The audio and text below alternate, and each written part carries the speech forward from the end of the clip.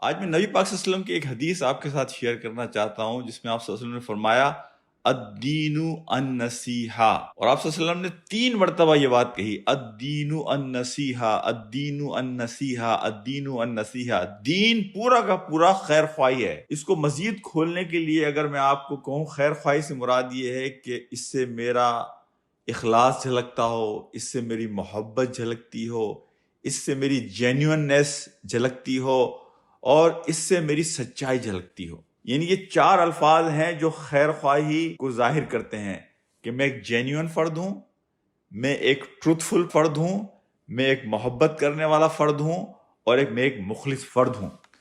تو صحابہ نے اللہ کے رسول سے پوچھا کہ لمن یا رسول اللہ، کہ ہم اخلاص اور خیر خواہی کس کے ساتھ؟ تو آپ نے 5 چیزیں بتائیں، اللہ کے ساتھ، اس کی کتاب کے ساتھ، اس کے رسول کے ساتھ، اور مسلمانوں کے جو حکمران ہیں ان کے ساتھ، اور عام انسانوں کے ساتھ خیر خواہی۔ اس حدیث کے بارے میں امام نووی رحمۃ اللہ علیہ فرماتے ہیں کہ پورے کے پورا دین جو ہے وہ اس حدیث میں سمو دیا گیا۔ آج اس چیز کو سمجھنا، اس حدیث کو بہت اہم ہے، اور آپ دیکھیں گے کہ اگر ہم اس حدیث پر عمل کریں تو میں آپ کو یہ بات کہتا ہوں کہ ہماری زندگی جنت بن جائے، یہ دنیا ہمارے لیے جنت بن جائے۔ دیکھیں، خیر خواہی سے مراد ایک یہ ہے کہ آپ جب سامنے والے سے ڈیل کرتے ہیں تو آپ اپنے آپ کو اس کی پوزیشن میں کھڑا کر کے دیکھیں، put yourself in their shoes. تو اپنے آپ کو وہاں کھڑا کر کے دیکھیں کہ آپ اپنے ساتھ کس طرح سے معاملہ کریں گے۔ خیر خواہی سے مراد یہ ہے کہ آپ سے کوئی بندہ یا بندی کبھی کسی شر کی، کبھی کسی نقصان کی توقع نہ کرے۔ جب وہ آپ سے گفتگو کرے، آپ سے معاملہ کرے، آپ سے لین دین کرے، آپ کے ارد گرد ہو، تو وہ اپنے آپ کو پورے طریقے سے محفوظ سمجھے، اپنے آپ کو ایک ایسے حصار میں سمجھے کہ وہاں وہ اپنے آپ کو ایک پیس اور ایک امن اور ایک محبت کے ماحول میں دیکھے۔ مسلمان اپنے دوسرے بھائی کو کبھی اکیلا نہیں چھوڑتا۔ اگر تم کسی کی مشکل کو اس دنیا میں آسان کرو گے، اللہ آخرت میں تمہاری مشکل کو آسان کرے گا۔ تم اپنے بھائی کے لیے وہی پسند کرتے ہو جو تم اپنے لیے پسند کرتے ہو۔ تم اپنے بھائی کی ضرورت کو اپنی ضروریات پر ترجیح دیتے ہو، اپنی ضروریات کو کم کر کر اپنے بھائی کی ضروریات کو پورا کرنے کی فکر کرتے ہو۔ ان احادیث کو ذہن میں رکھ کر اگر میں آپ سے یہ سوال کروں کہ اگر آپ سے کوئی یہ کہتا ہے کہ فلاں فرد دیندار ہو گیا، آپ کے ذہن میں فوری طور پر یہ آتا ہے کہ وہ شاید قرآن زیادہ پڑھتا ہوگا، وہ نمازیں زیادہ پڑھتا ہوگا، وہ روزے زیادہ رکھتا ہوگا، وہ زکوٰۃ زیادہ دیتا ہوگا۔ کبھی آپ کے ذہن میں یہ تصور آتا ہے کہ ایک آدمی کے بارے میں یہ کہا جائے کہ وہ دیندار ہو گیا، اور آپ کے ذہن میں یہ تصور آئے کہ وہ لوگوں کا خیر خواہ ہو گیا، وہ لوگوں کا اور مزید زیادہ خیر خواہ ہو گیا، وہ لوگوں کی بھلائی کے لیے کام کرنے والا ہو گیا، وہ لوگوں کے لیے بھاگ دوڑ کرنے والا ہو گیا؟ کبھی آپ کے ذہن میں یہ خیال آتا ہے؟ حقیقت یہ ہے، دین کا اصل تعارف یہ ہے۔ اسی لیے آپ دیکھیں کہ قرآن میں جہاں نماز کا ذکر آیا ہے، نماز کے ساتھ زکوٰۃ کا ذکر آیا ہے، یعنی حقوق اللہ کے ساتھ حقوق العباد کا ذکر آ رہا ہے۔ دین کی جو پریکٹیکل اپلیکیشن ہے وہ یہی ہے کہ ہم لوگوں کے ساتھ بھلائی کرنے والے بنیں، ہم خیر خواہی کرنے والے بنیں، ہم ان کے ساتھ ان کو شولڈر دینے والے بنیں، ہم ان کو سپورٹ کرنے والے بنیں۔ میرے بھائیوں، دوستوں اور میرے ساتھیوں، دیکھیں ہمارے معاشرے میں یہ بڑی عام چیز ہے کہ جب ایک آدمی کسی مجبوری میں ہوتا ہے، مشکل میں ہوتا ہے، تو ہم سب اس سے ایڈوانٹیج اٹھانے کی کوشش کرتے ہیں۔ ایک آدمی مجبوری میں کوئی چیز بیچ رہا ہے تو ہم کوشش یہ کرتے ہیں کہ اگر وہ 100 روپے کی چیز ہے وہ ہمیں 10 روپے میں دے دے۔ یہ تو ہمارا روزمرہ کا مشاہدہ ہے۔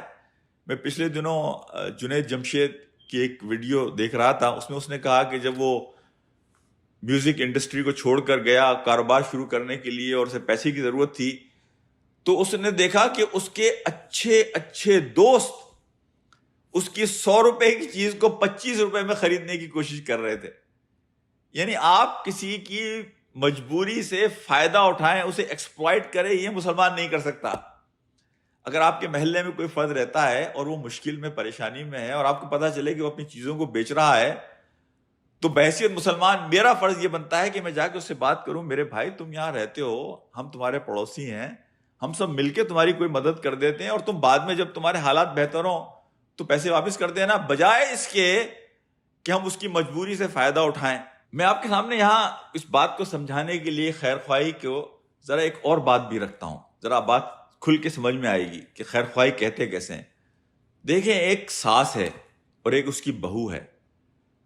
اگر وہ بہو اپنی ساس کو اپنی ماں کی طرح سمجھے، اور ساس اسے جو بات کہہ رہی ہے، کبھی سخت بات بھی ہو سکتی ہے، کبھی کچھ اور بات بھی اوپر نیچے بھی ہو سکتی ہے، لیکن جس طرح وہ اپنی ماں کے ساتھ ڈیل کرتی ہے، اگر وہ اپنی ساس کے ساتھ ڈیل کرے، یہ خیر خواہی ہے۔ اور اسی کوائن کو فلپ کریں، ایک ساس اپنی بہو کے ساتھ جس طرح ڈیل کرتی ہے، اگر وہ اس طرح اپنی بہو کے ساتھ ڈیل کرے جس طرح وہ اپنی بچی کے ساتھ ڈیل کرتی ہے، اپنی بیٹی کے ساتھ ڈیل کرتی ہے، جس طرح وہ اپنی بچی کو اسپیس فراہم کرتی ہے، گنجائش فراہم کرتی ہے، اس کے لیے رعایت تلاش کرتی ہے، اسی طرح اگر وہ ساس اپنی بہو کے لیے کرے تو آپ اندازہ لگائیے کہ وہ گھر جنت بنے گا یا نہیں بنے گا۔ یہ ہے خیر خواہی۔ میں آپ کو 2 واقعات سناتا ہوں صحابہ کی زندگی سے۔ ایک واقعے میں ایک صحابی نے اپنے غلام کو کہا کہ جا کر گھوڑا خرید کر لاؤ، اور وہ صحابی گھوڑا خرید کر لے کر آئے اور کہا کہ یہ 300 دینار کا گھوڑا ملا ہے اور بہت اچھی ہمیں ڈیل مل گئی ہے۔ صحابی نے جب اس گھوڑے کو دیکھا تو انہوں نے کہا نہیں، یہ 300 دینار کا تو نہیں ہو سکتا، یہ تو زیادہ کا ہے۔ تو آپ نے کہا کہ اگر میں تمہیں 400 دینار دوں، ان صحابی نے اس بیچنے والے کو کہا کہ اگر میں تمہیں 400 دینار دوں، اس نے کہا بہت اچھی بات ہے۔ 500 دینار، 600 دینار، 700 دینار، 800 دینار پر بات کہاں سے شروع ہوئی تھی؟ 300 دینار، اور وہ 300 دینار پر دینے کے لیے تیار تھا۔ لیکن جب صحابی نے وہ دیکھا گھوڑا تو انہوں نے کہا کہ یہ 300 دینار نہیں، اس سے زیادہ کا ہے۔ وہ غلام جو گھوڑا لے کر آیا تھا، ڈیل کر کے لایا تھا، اس نے اپنا سر پکڑ لیا اور وہ کہنے لگا ان سے کہ آپ کیا کر رہے ہیں؟ یہ 300 میں ڈیل ہو گئی تھی، آپ اسے مزید بڑھاتے چلے جا رہے ہیں۔ تو صحابی کا جواب سنیے، الدین النصیحہ، یہ ہے خیر خواہی۔ انہوں نے کہا کہ میں نے اللہ کے رسول صلی اللہ علیہ وسلم سے یہ بات سنی ہے کہ اگر کوئی شخص تمہیں کوئی چیز بیچ رہا ہے اور تمہیں معلوم ہے کہ اس کی قیمت اس سے زیادہ ہے، تو تم جتنا زیادہ سے زیادہ دے سکتے ہو وہ تمہارے لیے بہتر ہے۔ تو صحابی کہنے لگے اصل میں تو اس گھوڑے کی قیمت 1000 دینار ہے، لیکن میرے پاس تو 800 دینار ہیں صرف، تو میں 800 ہی دے سکتا ہوں۔ اسی طرح کا ایک واقعہ، ایک غزوے سے واپسی پر نبی پاک صلی اللہ علیہ وسلم جب حضرت جابر بن عبداللہ رضی اللہ تعالیٰ عنہ کے ساتھ آ رہے تھے، آپ صلی اللہ علیہ وسلم بالکل پیچھے تھے، اور آپ نے دیکھا کہ حضرت جابر کی جو اونٹنی ہے وہ بہت سست چل رہی ہے، تو آپ نے لکڑی چبو کے اس اونٹنی کو بھگانے کی کوشش کی، اور پھر حضرت جابر سے آپ کی گفتگو ہوئی۔ ایک بڑی لمبی حدیث ہے، شادی کے حوالے سے گفتگو ہوئی، اور اس پوری گفتگو میں آپ صلی اللہ علیہ وسلم نے اندازہ لگایا کہ جابر بن عبداللہ جن کے والد احد کے میدان میں شہید ہو گئے تھے، 7 بہنوں کے ایک واحد بھائی ہیں، اور ایک ہی سپورٹ کرنے والا ہے ساری بہنوں کے۔ تو آپ صلی اللہ علیہ وسلم کو اندازہ ہوا کہ جابر مجبوری میں ہے، جابر پریشانی میں ہے۔ تو آپ صلی اللہ علیہ وسلم نے حضرت جابر سے کہا کہ جابر اپنی اونٹنی بیچو گے؟ حضرت جابر نے کہا یا رسول اللہ صلی اللہ علیہ وسلم، اس اونٹنی کو کون خریدے گا، یہ تو بالکل بیکار سست اونٹنی ہے۔ نہیں کہا آپ مجھ سے سودا کرو۔ انہوں نے کہا اللہ کے رسول آپ جو دے دیں۔ آپ نے ایک قیمت لگائی۔ حضرت جابر نے کہا اللہ کے رسول اس کی قیمت اتنی نہیں ہے، یہ تو اس سے بھی کم کی ہے۔ آپ نے اور قیمت بڑھائی۔ مسکرا دی حضرت جابر بن عبداللہ۔ آپ صلی اللہ علیہ وسلم نے مزید قیمت بڑھائی۔ تو جب آپ مدینہ پہنچ گئے تو آپ نے کہا حضرت جابر کو کہ تم اونٹنی لے کر مسجد نبوی آ جانا۔ تو جب نبی پاک صلی اللہ علیہ وسلم مسجد نبوی پہنچے تو آپ نے حضرت بلال کو کہا کہ بلال، کہ جابر آئیں گے اونٹنی لے کر، تم ایسا کرنا کہ جابر کو اتنے دینار دے دینا اور اس کی اونٹنی بھی اس کو واپس کر دینا، اس لیے کہ اس کو اس کی ضرورت ہے۔ الدین النصیحہ۔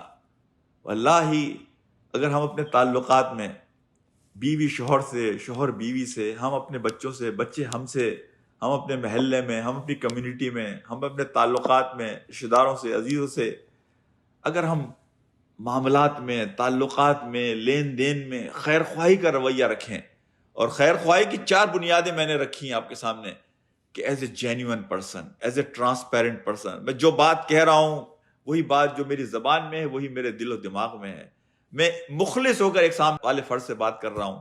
اور دیکھیں اس دین کی بڑی خوبصورتی ہے، اگر آپ سچے آدمی ہیں، آپ مخلص آدمی ہیں، آپ دل کے صاف آدمی ہیں، آپ ٹرانسپیرنٹ آدمی ہیں، اللہ سامنے والے کے دل میں آپ کے لیے محبت ڈال دے گا، اس کے دل کو آپ کے لیے کھول دے گا۔ تو یہ 4 شرائط جو خیر خواہی کی ہیں ان میں سے پہلی چیز یہ ہے کہ میں ایک جینیون پرسن ہوں، میں ایک ٹروتھفل پرسن ہوں سامنے والے کے لیے، میں اس سے محبت کرتا ہوں، میں اس کی خیر خواہی چاہتا ہوں، اور میں اس سے مخلص ہوں، میں اس سے سنسیئر ہوں۔ میرے بھائیوں، دوستوں اور ساتھیوں، جب یہ چیز ہمارے تعلقات میں آئے گی، بخدا ہمارے تعلقات اس دنیا کو ہمارے لیے جنت بنا دیں گے۔